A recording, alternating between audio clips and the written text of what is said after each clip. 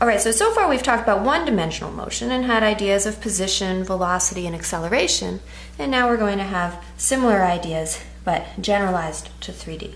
So if we take, say, a position from one-dimensional motion, you can imagine that in, not 3D, but in 2D motion, you would have that position vector r, which would simply be equal to the x position in the i hat direction plus the y position in the j hat direction. The velocity vector, which was previously just the velocity in one dimension, would now be similarly v sub x I hat plus v sub y j hat. And then the acceleration, which was the acceleration vector in one dimension only, now would become the two-dimensional acceleration vector a sub x I hat plus a sub y j hat. You should note too that if you ever have three-dimensional motion to analyze, then it's everything we discuss also applies to three-dimensional motion, and you would just add in the k hat direction. Now remember that the velocity is the rate change of the position, and that still applies here. And so what we have is that the velocity is going to be the rate change of the position, so dr dt. And then similarly, the acceleration is the rate change of the velocity, the time rate change. So the acceleration is going to be equal to dv dt. Now this is actually pretty interesting, because if you note that you would have a non-zero acceleration even if the magnitude of your velocity stays the same. That is, if the speed's not changing, but if the direction is changing. So even if your direction of the vector is the only thing that's changing, you still have an acceleration. So let's make a note of that point. So something is accelerating even if the only thing that changes about the velocity is the direction.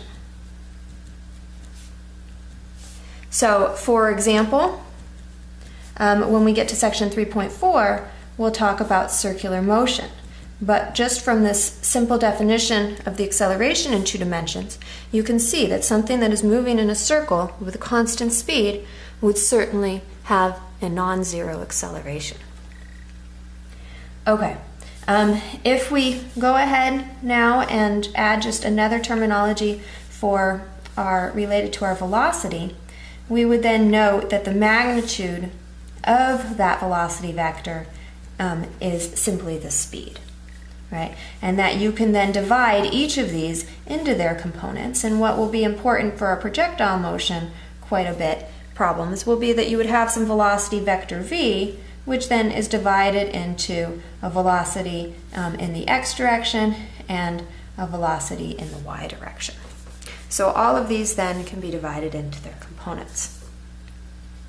It turns out that it's not too difficult to solve problems in two-dimensional or even three-dimensional motion. It just becomes more algebraically difficult.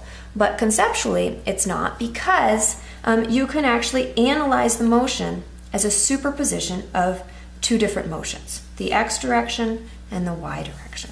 So a key point for two-dimensional motion or multi-dimensional motion is that you can analyze the motion as the superposition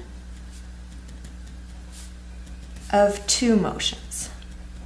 And those two motions would be your x direction, that would have then an acceleration a sub x. And the other motion would be the y direction,